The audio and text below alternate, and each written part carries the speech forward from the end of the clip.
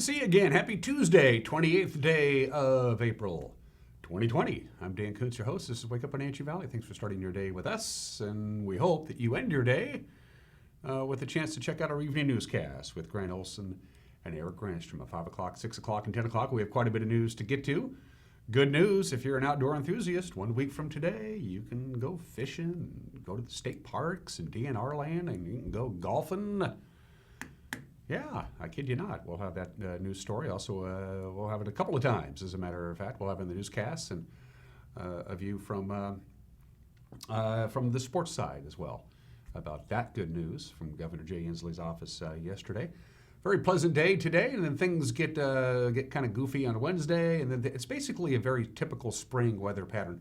A lot of activity out there. No significant high-pressure ridge, which gives us warmth and sunshine, but it's also no significant storms coming in either. It's kind of a mixed bag. We'll find out what Mother Nature has in store here in just a couple of minutes, plus everything you're used to get your day going. And we're finally going to get a chance to air that interview that Eric did. Eric Granstrom had a chance to sit down via Zoom and have a chit-chat with Jeremy Anders, who, of course, is the general manager of the Wenatchee Valley Super Oval. They were supposed to get the racing season going last Saturday night with the Leonard Evans 125. It didn't happen, of course. What's the plans for 2020? A lot of things were simply outside of Jeremy's control. I think it's something we're all kind of used to by now, but it's always good to hear from Jeremy. So we'll talk local racing with Eric and Jeremy in the back half of the program. Let's take you around, see what we're looking at on this Tuesday morning, courtesy of Localtel's Sky-Fi high-speed wireless internet. All of these cameras that you see as we take our tour around north central Washington are on Sky-Fi towers. That's how the system works. If you can see a tower and you don't have fiber to your house, you may very well be eligible for screaming fast internet without fiber. Give Localtel a call. They'll walk you through it, find out if you're eligible. You can still see a few high clouds hanging around there. Sun came up at 5:48 this morning. It will set behind the mountains to the west of us at 8:09. That means 14 hours and 21 minutes of daylight. It was windy yesterday afternoon. At one time, between 1:30 and 2:30, we had a sustained wind of about 30 to 35 miles an hour, but we had gusts above 40 miles an hour for that time period of 1:30 to 2:30. So the National Weather Service nailed the forecast right on the head. Again, it's going to be dry today, and then unsettled weather arrives Wednesday afternoon. It's going to last through Thursday, dry Friday, unsettled Saturday. It's going to cool down quite a bit on Sunday and Monday, but a beautiful view from the cross camera at the hay. Good morning to Charity out there in Kashmir, one of our big fans. Camera number 2, where are we off to? Let me think here. I'm looking. Hose Landing. Thank you very much. Hose Landing. So that's mostly what you're looking at there is the greater Entiat area. Beautiful view from Hose Landing. That's on the Douglas County side of the river, the mighty Columbia, Lake Entiat. I was always confused when I was a kid. Why do they call the river a lake? Well, yeah, I don't know. They just do, and I just accept that. Good morning to our friends at Entiat. Always good to see you. Of course, they didn't have the kite flying festival this year. That's a real bummer. Oh, well. There's a lot of things that are not happening that normally is happening, but I've learned a valuable lesson. Don't take so many things for granted, like getting your hair cut and going to the golf course. I've learned a valuable lesson there. Good morning, Hose Landing. Camera number 3. Speaking of Lake Entiat, there we go. That is the Rondo Rock camera, one of the lower cameras that we have. I don't believe that actual camera is on a Sky-Fi tower. I believe that's just a standalone PTZ camera. Turtle Rock dominates the view there to your left. They call it Turtle Rock, of course, because it looks like a giant rock. And way off in the distance, Mission Ridge, hanging on to some snow. It's gradually melting. Good morning to our friends in Lake Entiat in the greater Orondo area. And finally, Megan says camera number 4, because she's in the mood to take a look at the Valley High. Yay, I got one right. We haven't used the Valley High camera for a while. That's on the way up to lovely Blewett Pass. I wonder what it takes to get up to that tower site. Now, the Sky-Fi crew, they have catamarans for the wintertime. They have snowmobiles. They have 4x4s. They have big old trucks. I don't know why I said big old trucks, but they do. But that must be one of the more interesting Sky-Fi towers to actually reach physically to do the general maintenance that one needs to do. What a spectacular view that is from Valley High up the Blewett Pass area on this Tuesday. All right, just about 6 minutes after the hour, about 5.5 minutes after the hour. Got a slide to show to you, as we usually do. Oops, I guess we don't have the slide. That's okay. We'll go right to the weather. Oh, there we go. There's our slide. So as you can see here, dry today, very pleasant. And then things get a little cattywampus come Wednesday. It's going to be very warm on Wednesday, very mild. We're going to have some warm, moist air coming in. Probably not going to give us any rain. And then we go back to all kinds of crazy stuff, kind of a mixed bag on Friday. And then temperatures will start crashing by the weekend. We'll give you in fact, let's go ahead and give you those details in depth from Patriot Plumbing, Heating, and Cooling, who gives your home a hug. There comes the van. There you go. So we're looking at a mixture of clouds and sun. We'll call it partly cloudy today. We'll get up to about 73. By the way, for the record, we hit 67 yesterday. Our normal high would be right around 65, so it was just a little bit warmer than normal yesterday. No real wind today, so just a mixture of clouds and sun. Very pleasant day for all those concerned. Clouds return tonight as the next system comes in, 49 for the overnight low. Lots of clouds Wednesday, very little rain in the forecast. In fact, there's no rain in the forecast, but going to be mild, 78. I wonder if my air conditioning still works. I haven't had it on all year. No real wind to speak of Wednesday, so it's going to be warm, moist air, but no rain expected on Wednesday. And tomorrow night, overnight low around 51. Clouds will hang around on Thursday, but as you can see, temperature's going to drop about 10 degrees for our afternoon high. Lots of clouds, a little windy on Thursday. Thursday, we're looking at a northwest wind about 8 to 16 miles an hour. I guess you can't look at the wind. You got to feel the wind. Gusts as high as 20 miles an hour. And again, a good 10 degrees cooler Thursday than we're going to see tomorrow. Friday, lots of sunshine, 71 degrees. I told you, it's like a roller coaster. Saturday, we're looking at quite a bit of cloud cover and a good chance of rain, about a 50-50 chance of rain. That might go up even higher. Grant is pretty confident that we're going to get at least some precipitation on Saturday, and he's the expert there, with a high of about 71 degrees. And then the temperatures just bottom right out on Sunday. Next system comes in from the northeast, and that's northwest, I should say, and that's going to cool us down big time. Partly sunny, slight chance of rain on Sunday, and a high of only 64, which is actually just a little bit below normal, because most of these highs that you see are actually above normal. And then we go back Monday to quite a bit of sunshine and 66 degrees. So there you go. There's your forecast from the National Weather Service. 8 minutes after the hour, we're going to take a break. We have a lot of news to get to. It was a busy news day around the bullpen, and we'll fill you full of the information that you need to get your Tuesday going with your news. It's 1 minute away. You're watching Wake Up Wenatchee Valley on the NCW Life Channel.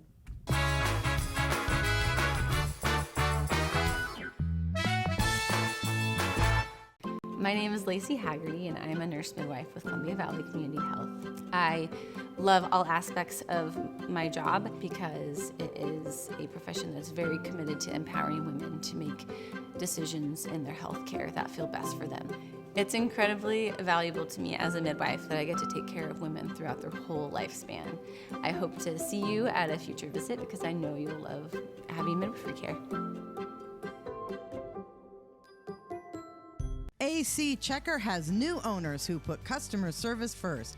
When you have to get there on time, call fast, friendly, reliable AC Checker, 663-TAXI.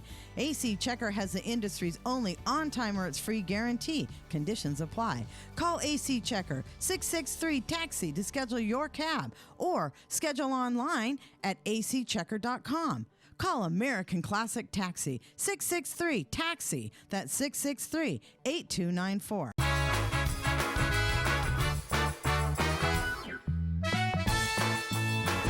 We are back. A mixture of clouds and sun, 43 degrees outside of our studios. That's pretty much what we're going to have today. Clouds and sun doing battle, a little tug of war back and forth. Highs will be in the lower 70s. We'll be in the upper 70s with significant cloud cover on Wednesday, and then we'll have sunshine Friday, clouds, and then rain. A little bit of everything weather-wise for the rest of the week. And here's what's making headlines. One person was killed and another injured yesterday afternoon in a two-car collision near Desert Air. The Washington State Patrol reports that 38-year-old Crescelia Zeppa Azevedo of Desert Air was driving northbound on State Route 243 shortly after 12 noon when her Pontiac Grand Prix drifted off the roadway, overcorrected, and drifted into the southbound lane where it collided with a Silverado pickup being driven by 31-year-old Verlin Colson of Mattawa. Zeppa Azevedo was pronounced dead at the scene. Colson transported to Cadillac Medical Center in Richland. His condition is unknown. State Route 243 was closed for 5 hours after the accident. Well, Governor Jay Inslee says he will be lifting bans on several outdoor activities beginning 1 week from today, May 5th. That means you can go fishing and hunting and golfing and the reopening of state parks and DNR lands, the Department of Natural Resources lands. Inslee said camping and team sports will remain prohibited under his stay home, stay healthy order in response to the COVID-19 pandemic. Fishing, of course, was shut down by the State Department of Fish and Wildlife back on March 26th. The DNR shut down state lands. One day later, golfing will be allowed in twosomes only. Inslee warned that if the virus spikes again in the state, the bans will be reinstated.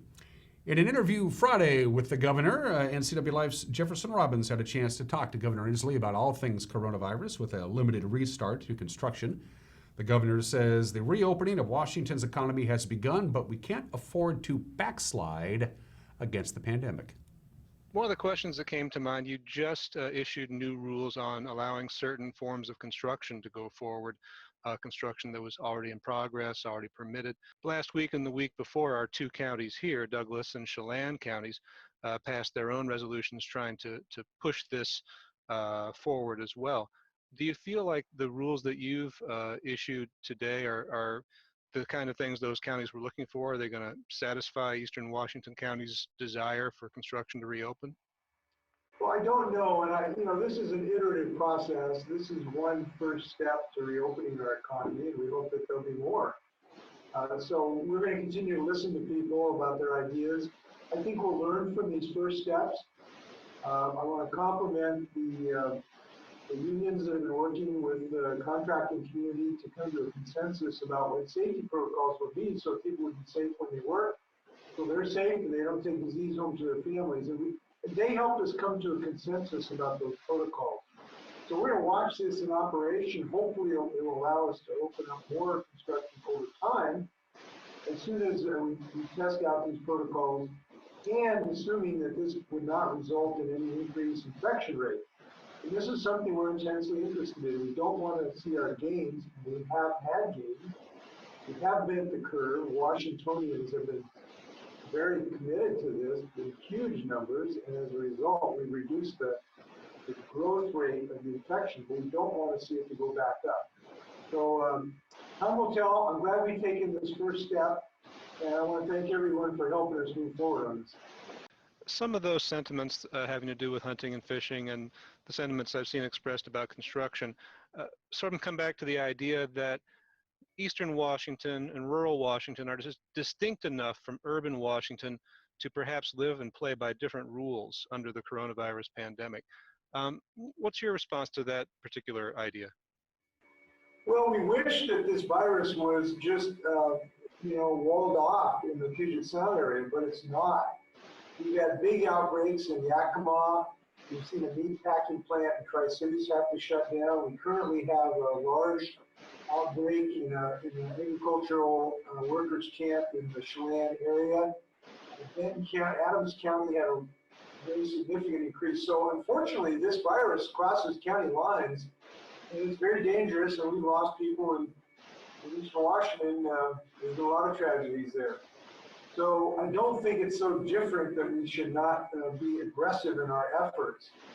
Now, there might be some things that we can have a more targeted approach, for instance, perhaps, and we've not made decisions on this, but like for elective surgery, we've looked at the possibility of hospital by hospital, if hospitals can show that they have enough personal protective equipment, they have enough surgery capacity, it might allow us to relax the restrictions on elective surgery.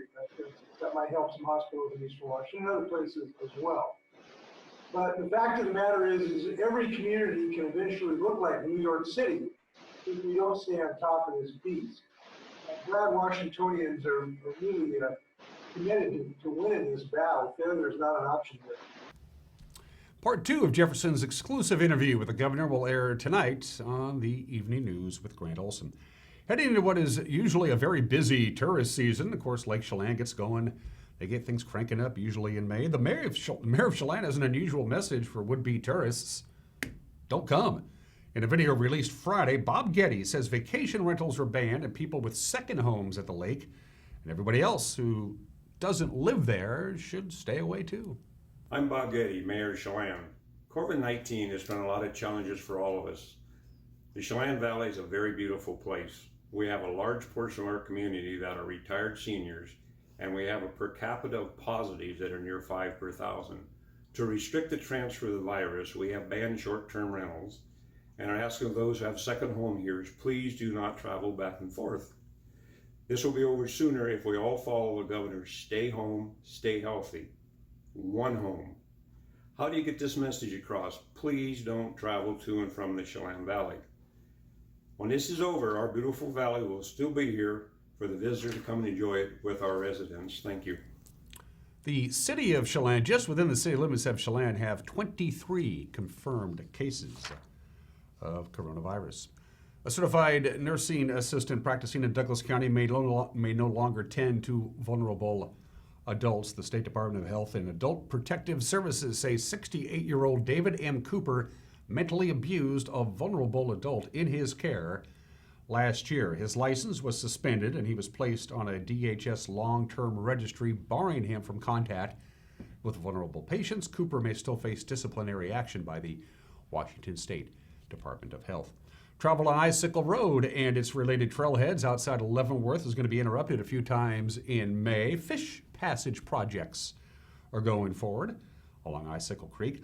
The Snow Lakes trailhead will close for 5 days in the first part of May. Icicle Road itself will go down to one lane on occasion between May 1st and August 30th. Trout Unlimited, the city of Leavenworth, and the Icicle Irrigation District is going to be installing a new water main line as well as a new fish screen at the city's water supply intake. Chelan's Wooden Avenue Bridge renovation project has received a Project of the Year award from the state chapter of the American Public Works Association, the APWA.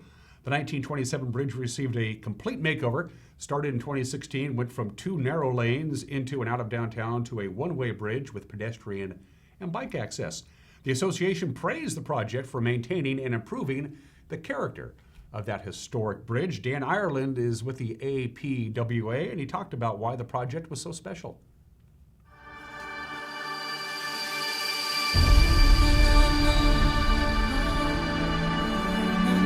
I'm Dan Ireland with SCJ out of the Wenatchee office.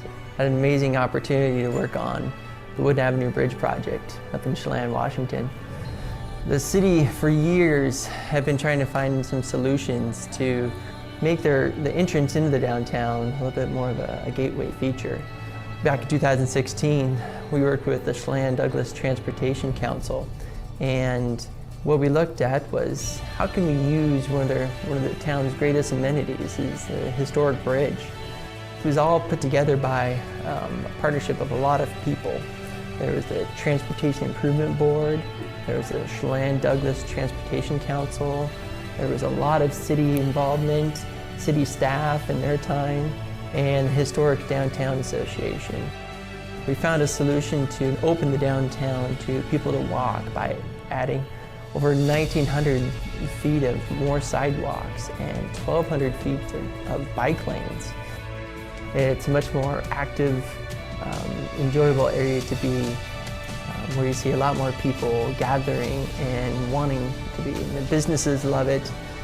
You know, I'd have to say, like, one of my favorite things every time I've been back to the site, especially this past summer, is I am always seeing people sitting and enjoying downtown with ice cream and just hanging out where they never did before. Before it was just a spot where people just kind of walked from A to B and got through as quick as possible. But now every time I go out there, there's people sitting and enjoying and feeling like they can, and it's a place to do it. Especially across the bridge. I've had numerous people, moms with strollers, saying, thank you, I can now take my stroller across the bridge on the sidewalk and not have to walk in the lane. And those are just, it's very rewarding, and it's just great to see it changing the community to making it more of a downtown as to what they're supposed to be. That's a look at what's making headlines on this Tuesday morning at 20 minutes after the hour. To preview the evening news that's coming your way tonight at 5 o'clock, 6 o'clock, and 10 o'clock, here's the anchor, Grant Olson. Good morning, Dan. Coming up tonight on the NCW Life Evening News, part 2 of our interview with Governor Jay Inslee regarding COVID-19. I'll have your complete North Central Washington weather forecast, and Eric Granstrom will have a look at all the sports news. All that and much more coming up tonight at 5, 6, and 10 on the NCW Life Evening News. We hope you'll join us then. Dan? Thank you, Grant. If you want to drop us a note, let us know how we're doing. If you have a news tip or if you just want to say hi. We give you all the tools we can possibly think of, and they're almost all internet related, as you might imagine. You can email us directly, news@ncwlife.com. News@ncwlife.com is our email address. You can go to our Facebook page, drop us a note via Facebook Messenger. We get them, we read them. Trust me on that. Or if you just go to our homepage, ncwlife.com, you can submit a news tip, or you can contact us by clicking on the Contact Us icon at the top of the page. Going to take a break. When we come back, our very own sports director, Eric Granstrom, had a chance to check in via Zoom with Tre Adams, the former Wenatchee High School and Washington Huskies standout, who's heading off to Buffalo. Highlights from that conversation comes up with sports. It's 1 minute away. You're watching Wake Up Wenatchee Valley on the NCW Life channel.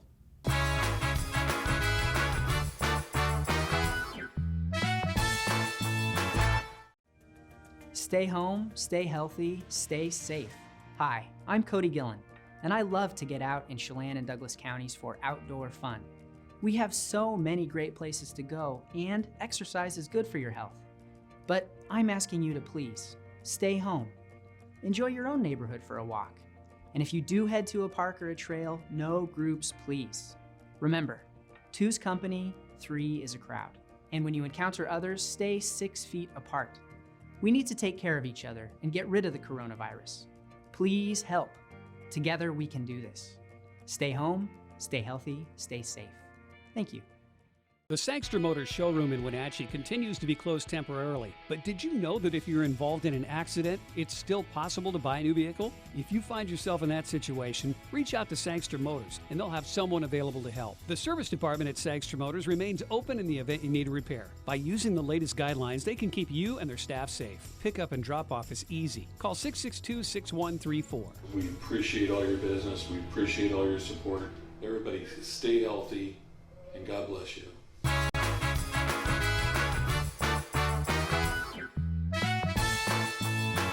We're back at 23 minutes after the hour. Again, a mixture of clouds and sun. We're still sitting at 43 degrees, right around 72, 73 for the afternoon high.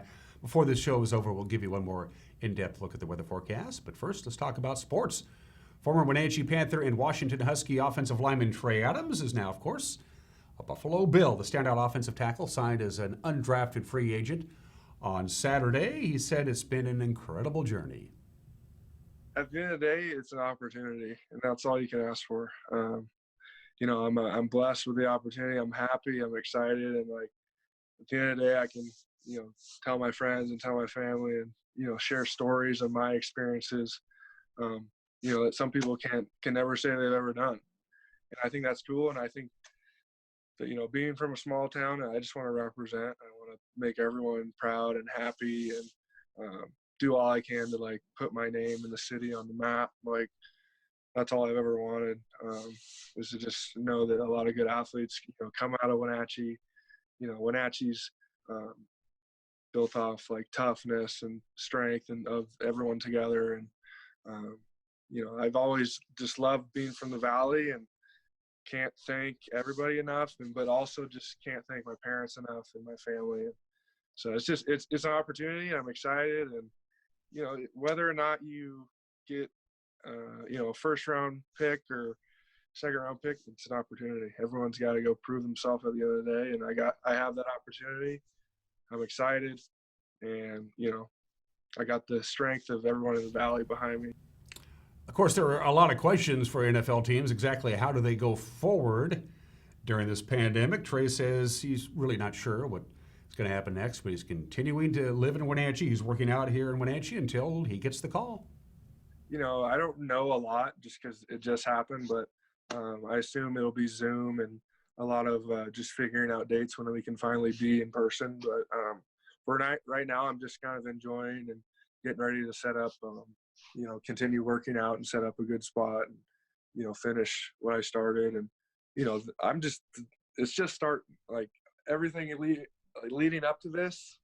That's just been the pre-Tre. The next Tre is this new mission I'm on, and I hope I can make everyone proud. And look back and just enjoy this time that we've had together. And I'm excited. But for now, I'm in Wenatchee, and I'm, going to be working out and doing stuff like that. So Adams says he's excited. He's going to meet back up with his former teammate, former quarterback Jake Fromm. He was drafted by the Bills in the 5th round. We'll have more with Eric's conversation with Tre Adams here on the NCW Life channel tomorrow.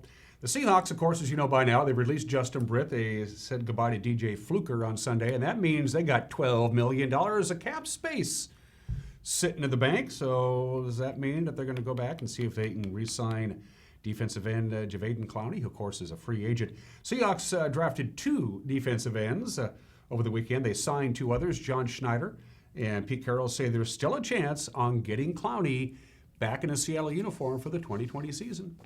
He did a great job for us. He's been, he was amazing this past year. We were in negotiations with his agent for a long time, and at some point you need to move on and keep conducting business. And it's not Jadeveon's fault. It's nobody's fault, but you have to keep moving, man. Or you're gonna get beat. Yeah, just staying in touch with him.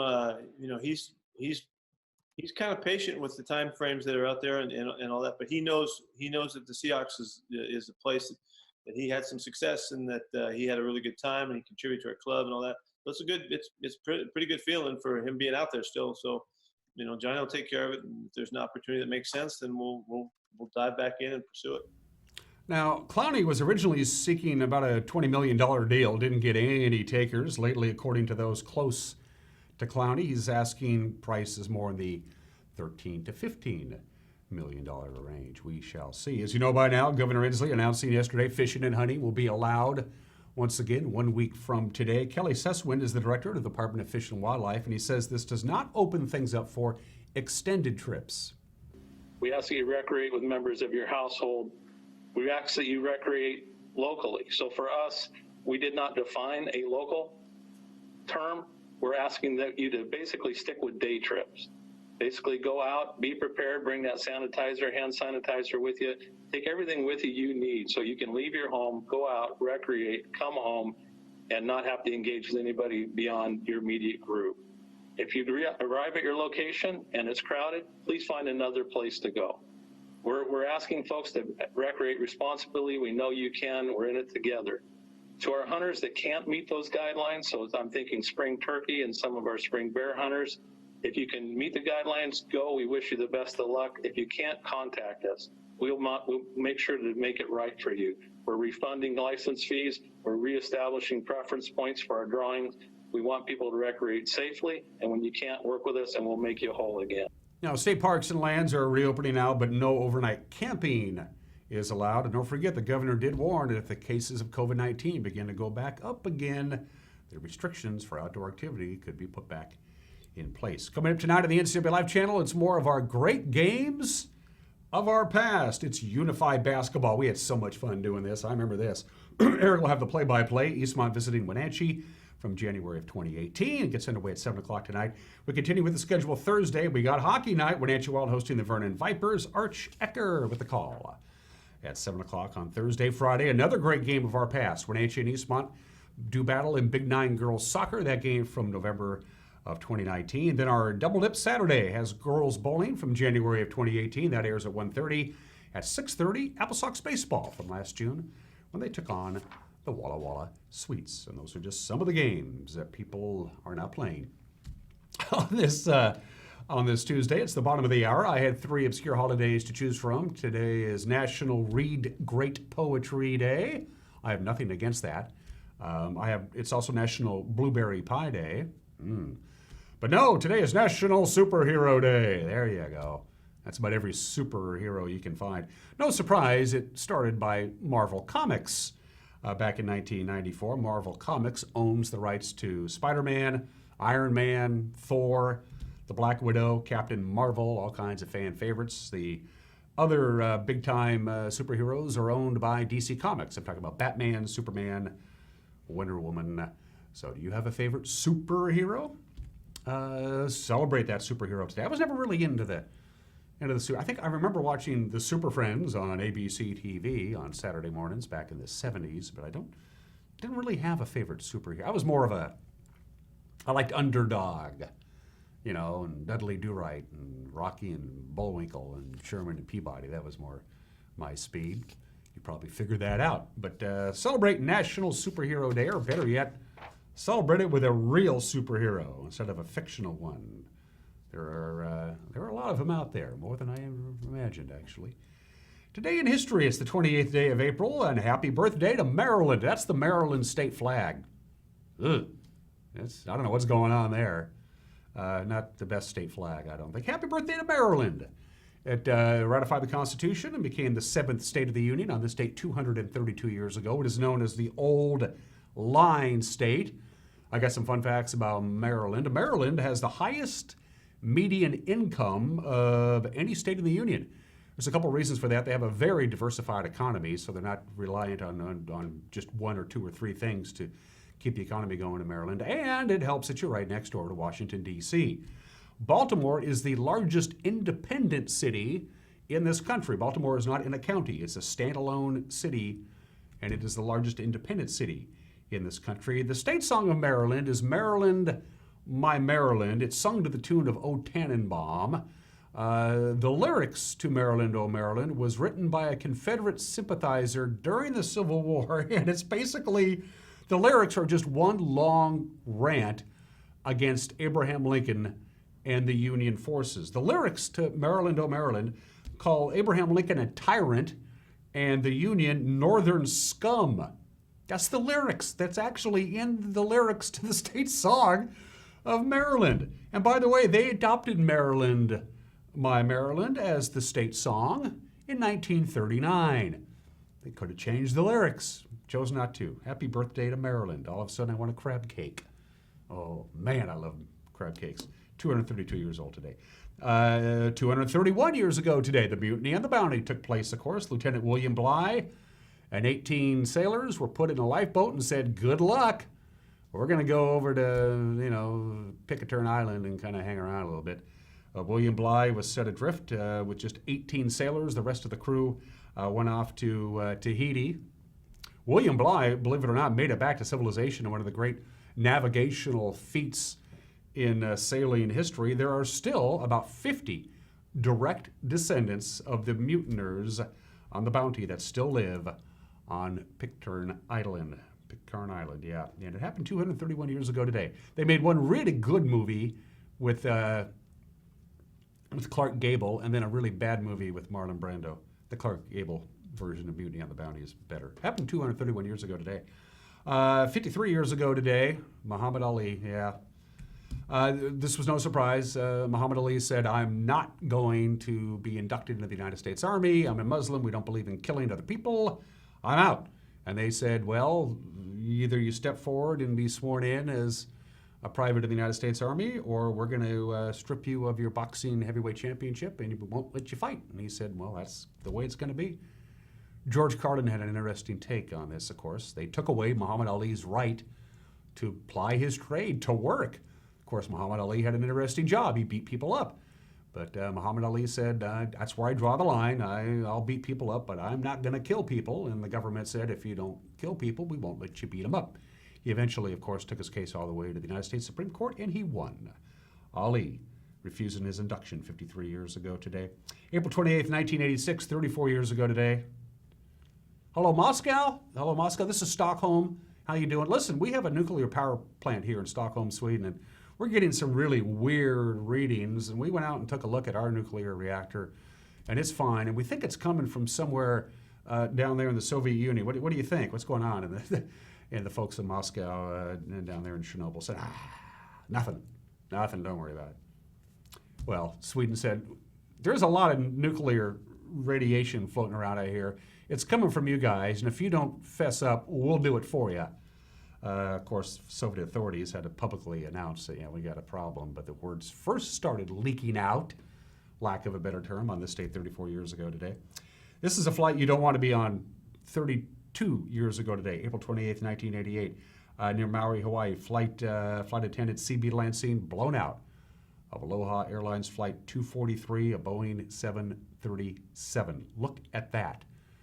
Around 2 in the afternoon on April 28, 1988, Aloha Airlines Flight 243 makes an emergency landing at Kahului Airport on Maui. What really got us was people strapped in the seats, not moving. They're just arms dangling in the air, hair flying in the wind. The top of the Boeing 737 peeled back like a canned good, turning the plane into a convertible. The plane had left Hilo and was heading to Honolulu when about 20 minutes into the flight, there was what sounded like an explosion. Flight attendant Clarabelle C.B. Lansing was sucked out of the plane. She had been with Aloha Airlines for 37 years. The plane landed at Kahului Airport about 10 minutes later. 60 people were taken to the hospital. Lansing's body was never recovered. The other 4 crew members survived, as well as all of the 89 passengers, thanks to Captain Bob Schornsteimer and First Officer Mimi Tompkins. The way the plane was and the way he landed it, it was so perfect that if there's one mistake, the thing could have just broke right in half. Mostly skill and partly luck, a major disaster averted. Certainly a day people in Hawaii won't ever forget. Yeah, planes are not supposed to be convertibles. Spectacular, unbelievable stuff there. 37 minutes after the hour, let's do some birthdays, shall we? We always do presidents. The 5th president of the United States, James Monroe. Born in the state in 1758, died in New York City at the age of 73 in 1831. Best known for the Monroe Doctrine, of course, which was Europe, just leave us alone. Over here in the Western Hemisphere, we can take care of our own problems. So just, don't bother coming over. We got it here, Monroe Doctrine. James Monroe was the last president who served in the Revolutionary War. He was the last president never to be photographed. Every subsequent president since James Monroe had his photo taken at least once. He is the only president besides George Washington to run unopposed. When he ran for re-election in 1820, nobody ran against him. And ironically enough, he was considered at the time to be a dead ringer for George Washington. That was one thing about James Monroe that people always noticed. He looks a lot like President Washington. He was a pretty good president, better than average anyway. He was born in the state in 1758. The great Anne Margaret is 79 years old today. There she is. She was born in Sweden. She went to, her dad ended up getting a job in the United States, and so was Anne Margaret's mom, and herself moved to the United States in November of 1946, and the very first day they arrived in the United States, Anne Margaret and her dad went to see a show at Radio City Music Hall, and Anne Margaret said, I want to be in show business. It was started right there. Anne Margaret, 79 years old today. Jay Leno is 70 years old today. Of course, he was the host of The Tonight Show. He took over from Johnny Carson back in 1992. Hosted The Tonight Show from 1992 to 2009. Then he hosted The Jay Leno Show for 3 very short months. And then he went right back to The Tonight Show and hosted it for 5 more years after that. Jay Leno owns approximately 286 vehicles. He's got 169 cars and 117 motorbikes and a really big garage. And Jay Leno's garage, I'd catch it every once in a while on TV. It's a pretty good show. Very funny guy. Jay Leno was 70 years old today. Now, for you golfers out there, John Daly. Long John Daly is 54 years old today, plays on the Champions Tour now. Of course, he burst onto the golf scene when he came out of nowhere. Nobody knew who this guy was. And he won the 1991 PGA Championship at Crooked Stick. And then in 1995, he won the Open Championship at St. Andrews. John Daly, still an all-time fan favorite. Happy 54th. Long John. My drives have frequently been described as Daly-esque by my golfing friends. Going to take a break. Mike McNaughty is going to give you something to think about here in a couple of minutes, and then Eric Granstrom's interview with Jeremy Anders, the general manager of the WVSO. We want that track open again. What's the plans going forward? We'll learn a lot from Jeremy in just a couple of minutes. You're watching Wake Up Wenatchee Valley on the NCW Life channel.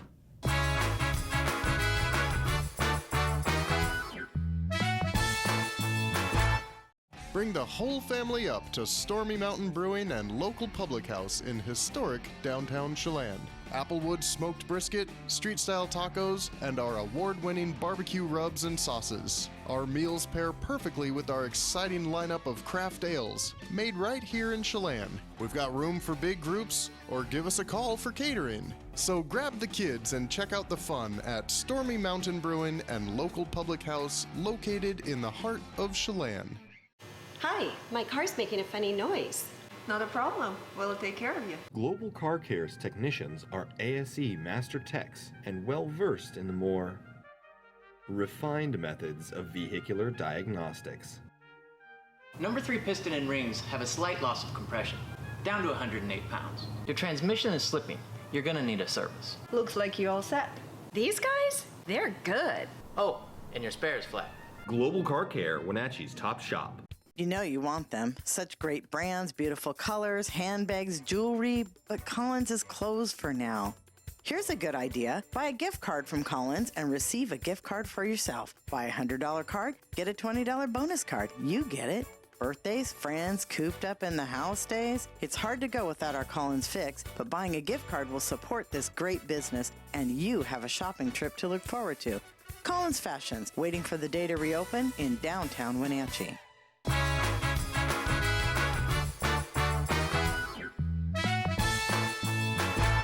Hey, this is Mike Mad Dog Magnotti, and everybody's entitled to my opinion. Now, you ever think about this? You have a girlfriend or a wife, and sometimes you don't treat them very nice. You figure, hey, this is my private life. It's nobody's business if I'm a jerk now and then.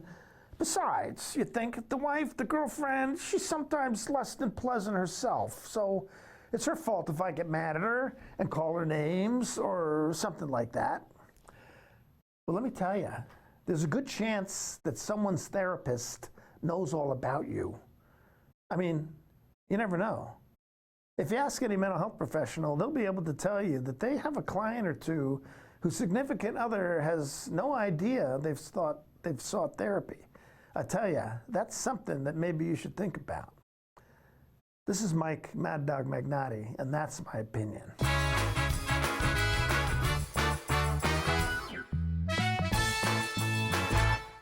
You love to help others. You need a solid career. You can have it all with help from Charter College. Our 10-month medical assistant program prepares you to work in healthcare settings like physician offices, rehab centers, and clinics. You'll learn to take patient vitals, assist with exams, administer injections, and maintain medical records. When you're ready to launch a rewarding healthcare career, visit chartercollege.edu because we work to get you to work. Time to enjoy your pool. Come to Central Washington Water for the right water care products and pool supplies to keep your water healthy, clean, and sparkling. Ready to relax? Central Washington Water has a showroom of possibilities for every budget. All of us at Patriot want you to know we can deliver your filters for free in our service area. We will even text you when they are on your porch. We'll give your home a hug. Why run all over town when you can get the financial services you need under one roof? The location is 521 Chelan Street right here in Wenatchee. Accounting solutions for success. Insurance from trusted choices. Real estate, the power of the edge. Personal, professional, preferable. It's all right here. Get the edge on your financial needs. Now available in Chelan as well. Get more information at augustedge.com. Hey folks, Carrie from Blueberry Hills. A chill is in the air and it's a perfect time for some old-fashioned comfort food like our amazing Eggs Benedict, chicken fried steak, French dips, soups made from scratch, or fruit pies fresh from the oven. The crowds might be gone, but we're still here for you folks. So bring an appetite and a friend to Blueberry Hills in Manson, where you pick, you sit, you eat, and you visit. Open Wednesday through Sunday from 8 to 3. wildaboutberries.com.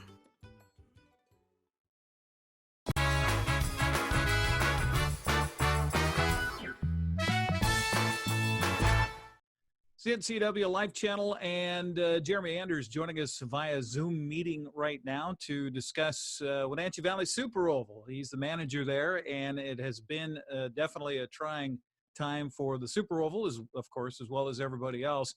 Jeremy, how are you? I'm doing pretty good. Yeah, it's just trying to keep my head above water. Yeah. Yeah. Let's talk about the Super Oval. I know you've missed the season opening event back in March, and you've got another event that was supposed to happen this Saturday that's not happening. Tell us about how you're approaching this and what you can possibly expect as we get into the future. You know, it's really, nobody knows. I mean, we've created kind of a group council between a bunch of other Washington State tracks. We've been in communication with state offices and trying to find out kind of some guidelines of what they're going to be looking for when we could possibly open. It's really tough to know our season right now and knowing what's going to lay out there. Unfortunately, we were on track to have probably one of the best seasons we've ever had. It was going to be our 50th year of racing, and we were on track to probably have our biggest season opener we've had in a long time.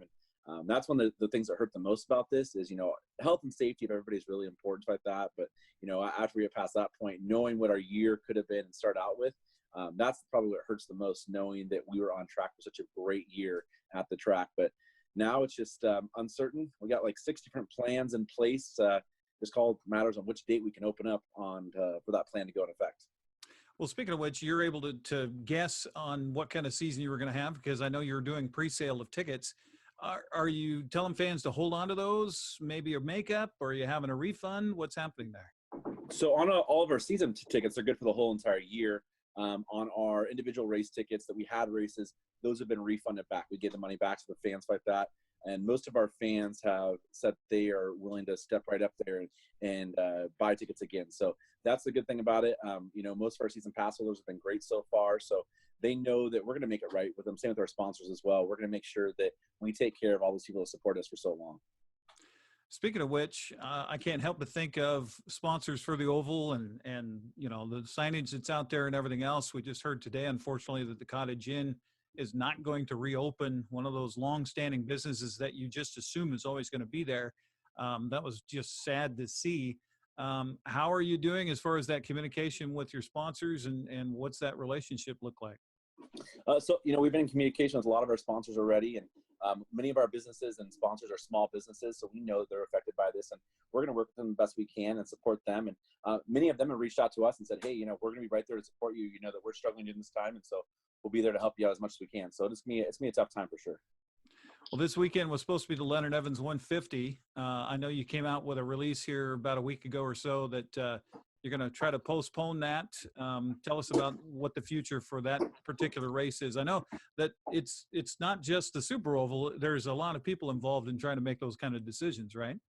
Yeah, so it was the Northwest Super Late Model Series, and on that race, we originally rescheduled it out to be the May 23rd Wenatchee 200 race on that, and I don't know if that's going to come into factor. From what we're hearing, it's looking like possibly June, middle of June is maybe more the target date of when racing can get back underway of possible. So we're going to have to work with the gun club a little bit and see if we can maybe add an extra date in there somewhere in the season. The nice thing about being in Eastern Washington is we usually don't extend out into the October timeframe for our race season. Usually we end at the end of September, but we might look at trying to pick up an extra date somewhere in the middle of October and do like a day race. Definitely don't want to do a night race in October. It's a little cold then, but I think we can pull up a day race. It could work out. And then we might extend one or two of our shows from a one-day event to like a 2-day event, and then bring some more classes in as well. I know that we've had a few traveling series who were supposed to race with us early in the season here, and that was only their only race of the year. So we're gonna try to bring them back, and it's affecting everybody. The racing community is pretty strong though. Like I said, I'm on a daily chat with every other motorsports facility in Washington State. We text each other every single day with updates or talking with our local leaders like that. We're going to have a piece, guidelines of what we're looking at for motorsports facility to send out to our local governments and state governments as well, to kind of say, this is what we want to do. This is the stuff that we're willing to do to kind of help out with our stuff. Knowing that all the racetracks in Washington State are pretty much all small family-run operations, and if we have to go, a whole entire year without having any operations at all, it's really going to put a lot of racetracks in jeopardy. And we just don't have a lot of racetracks around the country left to put in jeopardy. You guys are coming up on an important date on May 2nd. Tell us more about that date and what it means to the Super Oval. And I love the idea that you came up with. May 2nd is the 50th anniversary to the date of the first ever race at Wenatchee Valley, the Super Oval. Back then it was East Wenatchee Raceway, I believe it was what they called it. Ed Gantz had built the track all throughout 1969. They said, you know what, we're going to target to have our first race during Apple Blossom Weekend. Was a special weekend for sure. And so we've always raced every year at Wenatchee, either on the youth weekend or the main weekend. So it's always been a special time. So, looking at our calendars, was talking to a few racers, trying to come up with an idea to do something special during that day. And so we said, you know what, a lot of guys have their cars completely ready to go. They're just sitting in the shop doing nothing.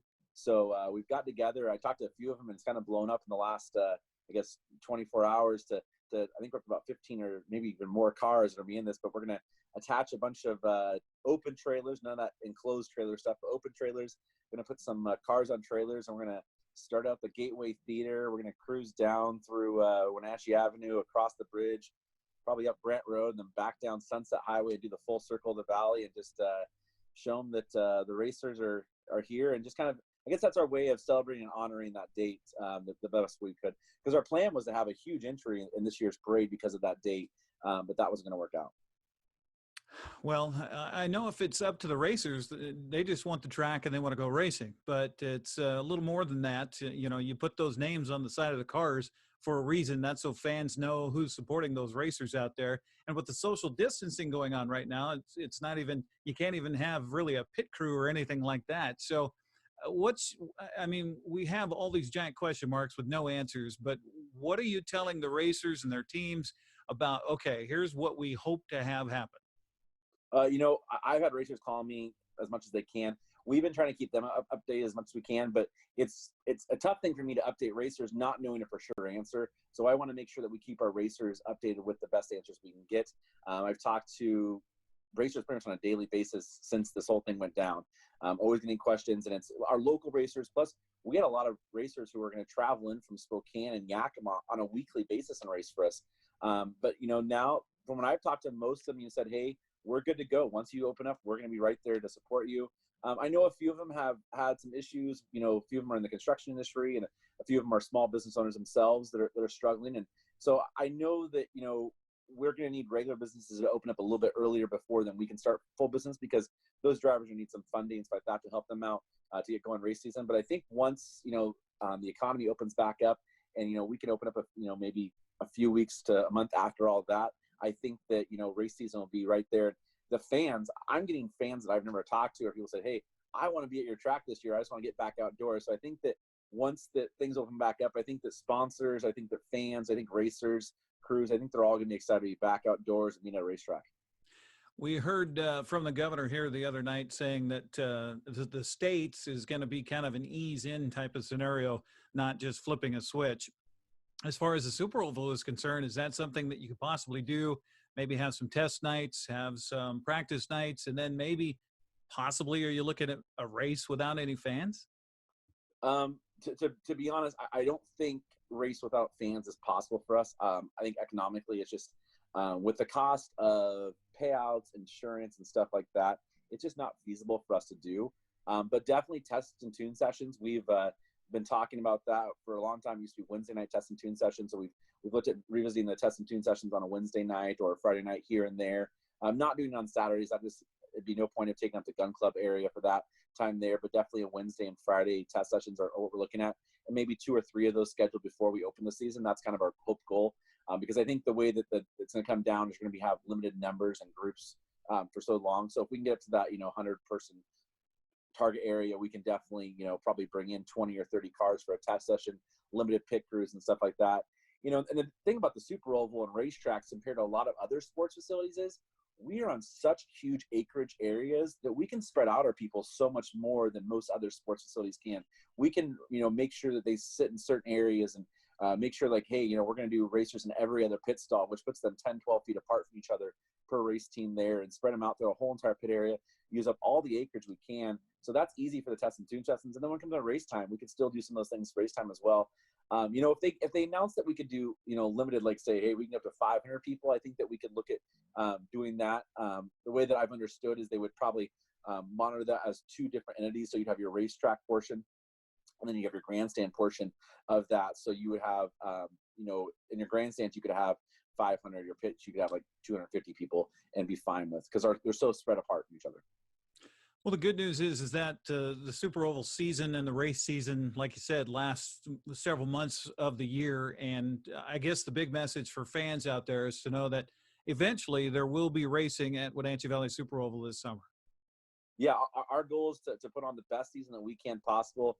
We're talking, one of the most anticipated events always is the North American Big Rigs, and they're based all out of Canada mainly. There's only one American racer. So the question with them was like, if you open up on June 12th, I don't know if we can get across the border on June 13th. So we're talking with them to try to find an open date in August or September that works with their schedule that they can be available on. And they like Wenatchee. Wenatchee is one of the original tracks they've been going to for a long time. They came back last year for the first time in 5 years, and they love it. It's one of the best tracks to race their trucks on. So they want to come back here. So I think we found a schedule probably in August that will work. So if that's one of the events that gets nicked off the schedule, that's definitely one that fans are definitely going to be able to see coming on later in the year. But yeah, we're going to put our best schedule we can out there. And I think, with everything we have out there, we had, 14 races scheduled on this year. And you looked at every single one of them, every single one was going to be a big night. So the nice thing is whatever we have left, you have big nights the rest of the year.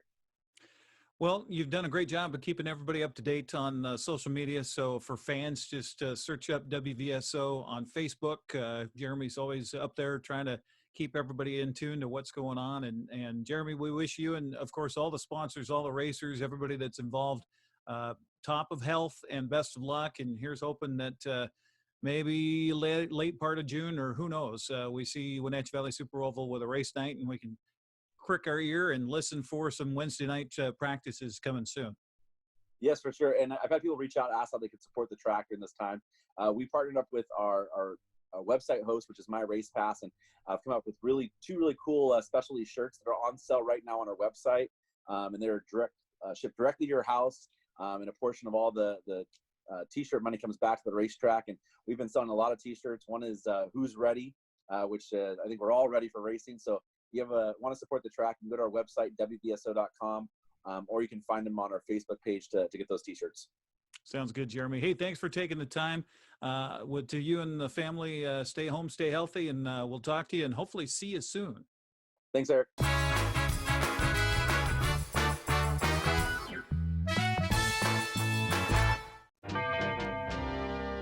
File Boats and Motors is open for parts and service. Please phone ahead at 884-3558. Sales by appointment only. In these times, be assured Steinberg Law Firm is here to help. Essential services like personal injury, bankruptcy, or estate planning are available by phone or video conference. Call today for more information. At ReadyMedi, they have the exit strategy. They've started COVID-19 antibody serum testing. Call 888-6334 for more details and to reserve a kit for you. The Siren Song Winery and Restaurant is open daily with a variety of fresh food and wine options for curbside pickup and delivery. Order by phone or online at 888-4657 or at sirensongwines.com. Tipsy Canyon Winery remains open for wine sales and wine club pickup 7 days a week. See for yourself the most talked about view in the valley and pick up your favorite vintage to take home today. Succession Wines is in full production and open for wine sales Tuesday through Saturday from noon until 4. Check out the latest releases and get wine club information today. See why Succession is the one to watch. Doghouse Motorsports just won Best Motorsports Store for the 6th year in a row. Is it the great facility? Is it the fantastic products? Or is it? I'm Bobby. And I'm Tamer. I'm Mike. And I'm Glenn. Hi, I'm Todd. I'm Jeff. And this is the Doghouse Service Team. Hi, I'm Dee. And I'm Dwayne. And I'm Kathy. Come on in and experience the Doghouse. Are you in the Doghouse? Badger Mountain Brewing is proud to announce the grand opening of our new kitchen. Come try out our new menu featuring fabulous steaks, prime rib, gourmet burgers, and seafood grilled up by experienced meat master Chef Galen Goodman. To complement your mouth-watering meal, Badger Mountain Brewing features 14 in-house crafted beers, an alcohol-free root beer infused with 11 different herbs and spices, 3 different ciders, and a great wine selection. Don't miss out on the best meats and the best brews down at Badger Mountain Brewing, located at 1 Orondo Avenue across the tracks from the Pybus Market.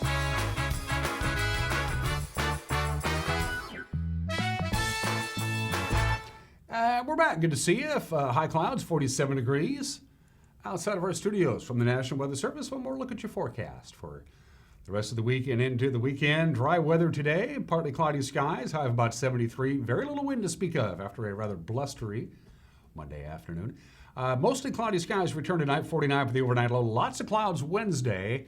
Moist, warm air is going to move into the valley on Wednesday. Look at that high, about 78 degrees, but no rain in the forecast, ironically enough. Just lots of clouds Wednesday night with a slight chance of rain. Wind picks up a little bit Wednesday night. Thursday, lots of clouds, considerably cooler. About 10 degrees cooler Thursday than we're expecting on Wednesday. Gobs of gooey good sunshine on Friday, a high of about 71. Back to the clouds and the rain with a high of 71 on Saturday, and then very cool, all things being relative, on Sunday with a chance of rain. And that's it for Wake Up Wenatchee Valley. Have a good and safe Tuesday. We'll see you tomorrow. Bye-bye.